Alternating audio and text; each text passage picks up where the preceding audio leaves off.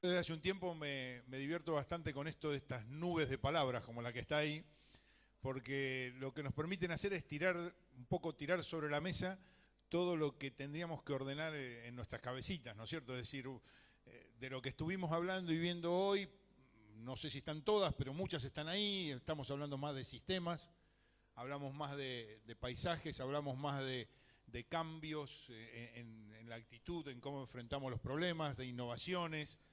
Hablamos de efectividad y de eficiencia, de los recursos, del suelo, el aire, el agua. Hablamos de educación, también hablamos, incluso se habló de extensión o de transferencia en muchos casos.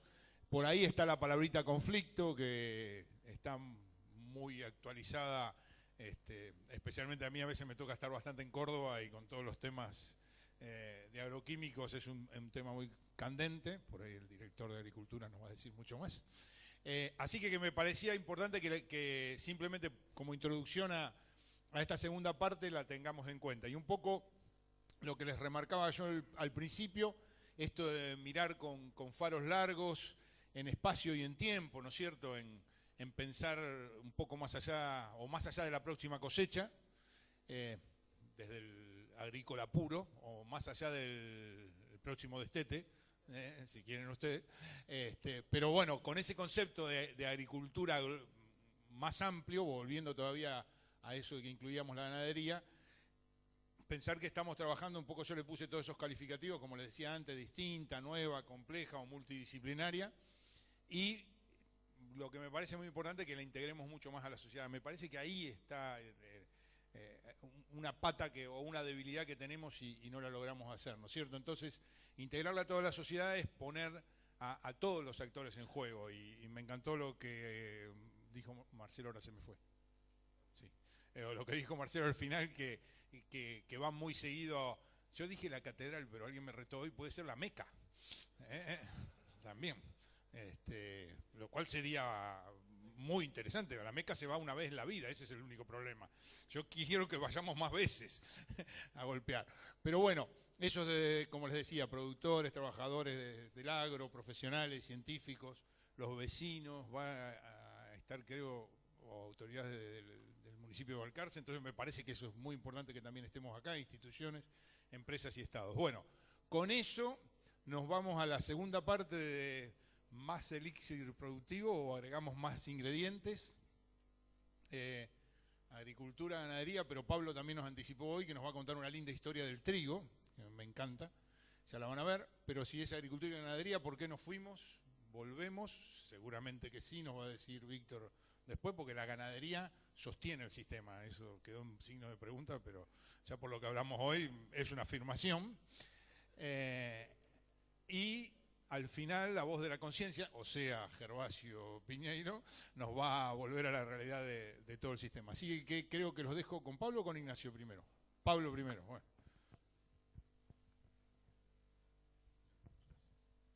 Bueno, buenas tardes. Mientras se prepara la presentación, quiero empezar por agradecer la oportunidad de estar aquí y mostrarle algunas ideas. Cuando me convocaron para esto, me acordé de una charla que dio Tony Fisher en el Congreso de Presidencia en 1914. Él lo que planteó en esa charla es... Perdón. Ahora van a ver porque me equivoqué de año. Espera un cachito. En el 2014, bueno, él lo que postulaba era que los avances científicos y tecnológicos le dieron más ventaja a los consumidores, o podemos decir a la sociedad, más que a los productores en sí mismos. Él para llegar a eso se basó en datos de Australia y algunos datos de otros países. Yo tengo contacto fluido con Fisher, él trabaja en trigo, yo también. Lo discutimos y la verdad que era muy difícil pensar que esa conclusión la podíamos extrapolar ciegamente a la Argentina. El tema que cuando me convocaron acá, lo primero que pensé es, bueno, pero ante la hipótesis de Fisher, lo que conviene es un elixir productivo u otra cosa. Y eso es lo que voy a tratar de contestar. Yo me voy a basar en el cultivo de trigo, que es el que más conozco. El cultivo de trigo acá es uno de los 4 o 5 cultivos más importantes, pero en el mundo es muy importante. Acá tenemos el aporte a la energía humana, al consumo de energía humana de distintas fuentes de alimentación. En gris está el año 1961, en verde está el 2007, y fíjense que trigo y arroz son las principales fuentes de energía humana. Y desde el punto de vista de la proteína, el trigo es la principal fuente después de las fuentes animales. Las fuentes animales incluyen carne, huevos, leche, lácteos. Ese problema que nos hacemos o que nos hacen cuando queremos vender con 1% más, 1% menos de proteína, bueno, significa la principal fuente de proteína de muchos países del mundo. Por eso es que tiene importancia la comercialización. Para analizar lo que vamos a ver, yo me basé en largas series de rendimiento y producción de trigo de la Argentina. Tomé datos del año 1900 hasta ahora. Hice como pidió Fernando, tengo una visión más allá de una sola campaña, y por eso es que me había confundido el año. Bueno, y acá lo que tenemos es cuál fue la producción de trigo en la Argentina del año 1900 hasta ahora. Y bueno, hay algunas cosas, la verdad, hay muchas variaciones que son interesantes discutir, pero tenemos muy poco tiempo, así que me voy a dedicar nada más que a las más importantes. Y si vemos las más importantes, acá hay 3 cosas. Una primera etapa donde aumentó la producción básicamente a través de una mayor superficie, más o menos en el año 30-35, ya el grueso de la superficie de trigo se había ya encargado en la agricultura. Eso coincide con la expansión de la red ferroviaria. Después hay una etapa donde, si bien se mantuvo la producción, no hubo grandes cambios, y a partir de los años 70, donde aparecen los trigos semienanos, la fertilización y un uso más importante de insumos, la producción empezó a crecer. Si tomamos en promedio los últimos 100 años, estamos en el orden de 140 toneladas por año, el aumento que hubo, lo cual si uno lo compara con otros países, está más o menos en el promedio. ¿Y qué hicimos con esa producción? Bueno, la mayor parte de la producción de trigo la hemos exportado. Esto es la exportación. En el año 1880 se hizo la primera exportación de Argentina y desde entonces hemos exportado todos los años -2. Uno fue el año 52, que hubo un ataque de roya muy importante, y otro año por acá, antes de 1900, que tampoco se puede exportar nada. Pero digamos que al principio subió con la superficie, después hubo un periodo donde los saldos exportables fueron estables, y en los últimos años aumentó la exportación. O sea, pese a que aumentó el consumo interno de trigo, el saldo exportable siguió creciendo. Bueno, acá se ven los últimos años donde la exportación decreció porque no se podía exportar trigo. ¿Cómo es que podemos exportar más? Bueno, básicamente porque aumentó el rendimiento. Y acá lo que tenemos es, en azul el rendimiento de Argentina, la línea gruesa es el promedio de 5 años, y en rojo el rendimiento promedio de Estados Unidos. ¿Y qué es lo que se ve? Bueno, cuando empezamos, digamos hasta el año 30, 40, 50, hasta por acá, veníamos muy parejos. Después del año 50 nos empezamos a separar. Acá ya en los años 70 hay una gran diferencia de rendimiento. ¿Y por qué se produce esto? Bueno, básicamente porque en Estados Unidos se incorporaron los trigos mexicanos de alto rendimiento, los de genenanismo, y en Argentina no. En este momento, en los años 60, Argentina producía trigos correctores. Se pagaban un poco más, pero el rendimiento era muy bajo. Y ahí lo que se decidió, digamos, teníamos 2 alternativas en ese momento. O seguíamos con los trigos correctores, como hizo Canadá, o nos íbamos a trigos más de uso general, como hizo Estados Unidos, y nos decidimos ir al modelo de Estados Unidos. El tema es que lentamente estamos recuperando el rendimiento, y ya en los últimos años más o menos nos emparejamos. Lo que me pueden preguntar, ¿y cómo estamos con el resto del mundo? Bueno, en el resto del mundo no hay unas series de rendimiento tan grandes, pero desde el año 50, 60 hay, y en general el rendimiento de Estados Unidos corresponde a la media del mundo, desde el año 50 en adelante, así que haber alcanzado Estados Unidos ahora es más o menos está en el promedio mundial. ¿Por qué aumentó el rendimiento? ¿Qué incentivó mejor? O sea, ¿por qué aumentó? Fue básicamente por tecnología, pero ¿qué incentivó ese aumento? ¿Fue el precio? Bueno, acá es interesante mostrarles que se tardó 50 años para ir de 1000 kilos por hectárea a 2000, pero para aumentar 100.000 kilos adicionales solamente 20 años. O sea, el crecimiento de rendimiento de trigo es exponencial. Bueno, ¿qué pasó con el precio? Este es el precio en azul, el precio de Argentina, el precio FAS, el interno. Antes no lo llamaban FAS, pero bueno, el precio interno. Y en rojo está el precio de Estados Unidos. El precio de Estados Unidos también es el FAS americano, pero es casi el FOB, es casi el internacional. Hay algunos años hay una diferencia. Todos los valores están en dólares constantes del año 83. Pude hacerlo, cuesta bastante llevarlo todo a peso constante de 1900, pero bueno, me las arreglé. ¿Y qué es lo que se ve? Bueno, acá hay unas variaciones que están muy relacionadas con eventos mundiales, que no las vamos a poder analizar, pero algunas sí vale la pena mencionar. Hacia la Primera Guerra Mundial hubo un aumento del precio de trigo, tanto el de Argentina como el internacional. Y esto fue creciendo hasta la crisis del 30. Hubo un periodo en que se mantuvo y ya después en los albores de la Segunda Guerra, empezó a subir el precio en Estados Unidos, pero en Argentina no, y se mantuvo.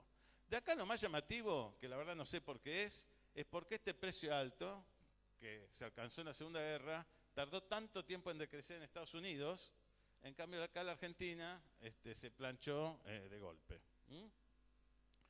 Fíjense que si uno toma, bueno, y después siguió decreciendo. Si uno toma el precio de Estados Unidos y lo mira así muy globalmente, aunque haya tenido altos y bajos, la tendencia es que ahora estamos mucho más bajos que en la Primera Guerra Mundial.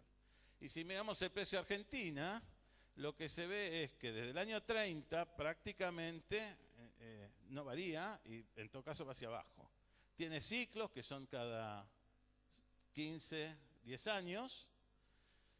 Y también la otra característica en los dos países es que esos ciclos tienen por lo menos 3-4 años de aviso. O sea, normalmente cuando se alcanza un pico hubo 3-4 años donde el rendimiento vino creciendo antes. O sea que si uno tiene 2 años que va creciendo, 3, el cuarto seguramente va a crecer también el precio. Después ya en el quinto, sexto eso puede cambiar. Pero entonces tenemos una diferencia muy grande de rendimiento, de precio con Estados Unidos en esta etapa, pero ya en esta etapa la diferencia es muy pareja. Hay algunas diferencias, por ejemplo acá se ven, pero la verdad que comparado con el comportamiento global es que el precio del trigo es decreciente.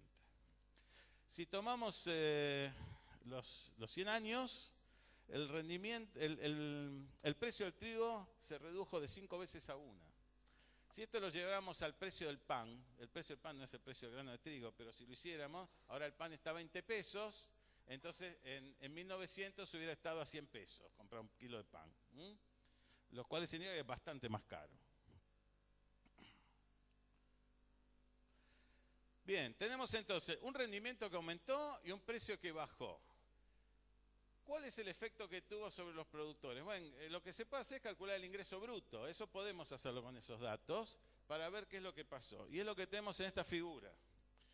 Y si miran bien, lo que se ve es que al principio, digamos hasta el año 40, lo que pasaba en Estados Unidos y en Argentina fue bastante parejo. Acá en la Primera Guerra Mundial hubo un pico más alto en Estados Unidos que aquí, pero fue bastante parejo. Ya a partir del año 40, o si quieren a partir de la crisis del 30, el precio en la Argentina, el ingreso en la Argentina prácticamente se planchó. En cambio en Estados Unidos hubo un ingreso que recibió el productor bastante importante, con una diferencia sustancial. Fíjense que acá estamos hablando, por ejemplo, si toma acá, estamos hablando $100 para Argentina y un poco más de 300 para Estados Unidos, por hectárea. Es mucha la diferencia, es enorme. Entonces, tenemos todo este periodo donde hubo una ventaja grande de aquellos que percibían el precio FOB respecto de Argentina. Pero bueno, así todo lo que podemos ver es que en la Argentina no decreció el ingreso bruto, incluso una suave subida de $1,25 por año, que si bien es poco, si lo toman en 50 años, son casi $70 por hectárea, o sea, tampoco es tan poco. Ahora, bueno, lo que hay que considerar que esto es el ingreso bruto.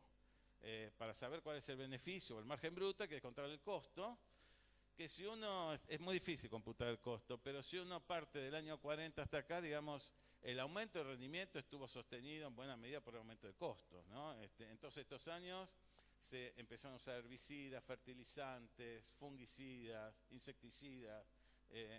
Prácticamente lo único que redujo el costo fue la maquinaria y la mejora genética. Todo el resto más bien fue incremento en el costo.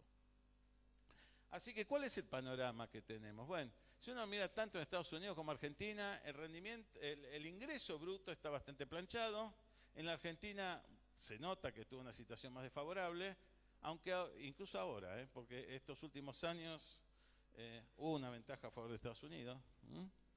Pero bueno, no hay si bien aumentó el rendimiento, este rendimiento no se refleja en un mayor ingreso neto claramente.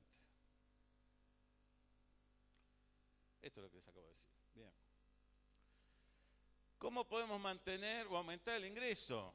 Bueno, hay algunas alternativas. Una es sentarnos a esperar que aumente la población del planeta y el precio va a subir, si no aumentamos la producción. Pero la verdad que eso no nos conviene, porque mientras tanto, ¿qué hacemos? Otra es tratar de modificar el precio. Bueno, pero no podemos como productores modificar el precio, sobre todo de un commodity internacional. No podemos hacer un piquete a nivel mundial para que no se comercialice el precio, el trigo. Bueno, soluciones más obvias que están más al alcance de un productor es no cometer errores, tratar de reducir los costos o aumentar el rendimiento. Y acá, sobre todo en lo que es reducir los costos, aumentar el rendimiento, es donde tenemos que pensar en tratar de buscar algún elixir. Por eso es que, digamos, si queremos aumentar el rendimiento o mantener el ingreso, mantenerlo, ni siquiera aumentarlo, mantenerlo, tenemos que ir en busca de alguna solución tecnológica, basada en la ciencia o no. Es interesante, no lo podemos hacer ahora, pero ir viendo los avances tecnológicos que hubo en la agricultura. Algunos fueron decisiones voluntarias con fundamento científico, pero hubo muchos que fueron casi casualidad. Bueno, el tema es que sean casualidad o tengan fundamento científico, lo importante es detectarlas y aprovecharlas. Pero también hay otro aspecto que hay que considerar. El rendimiento subió, pero ¿a dónde fue a parar la ventaja de ese aumento de rendimiento? Bueno, básicamente lo que genera ese aumento de rendimiento es que el precio del trigo sea más bajo, o sea que la sociedad disponga de alimentos, disponga de trigo a un menor precio. En definitiva, el gran beneficiario fue, tal como lo había propuesto Fischer, terminó siendo la sociedad. Para el caso de Argentina también. Ahora, uno se puede preguntar, ¿pero lo sabe la sociedad esto? Y acá me parece que es importante e interesante, porque esto es un dato cuantificable de un beneficio que la sociedad recibe gracias al esfuerzo de este sector. En estos momentos nosotros estamos recibiendo la gran crítica de que tiramos porquerías al ambiente, bueno, pero también le damos grano de trigo en cantidad y en forma. Entonces, la conclusión que yo saco de haber hecho este ejercicio es que, bueno, para mantener el ingreso tenemos que seguir buscando el elixir y tendríamos que difundir cuál es el beneficio social que tuvo el efecto del sector, el esfuerzo del sector. La sociedad tendría que saber que cuando come un choripán, lo está haciendo con un pan que es bueno y barato, gracias a que nosotros nos esforzamos. Y nada más.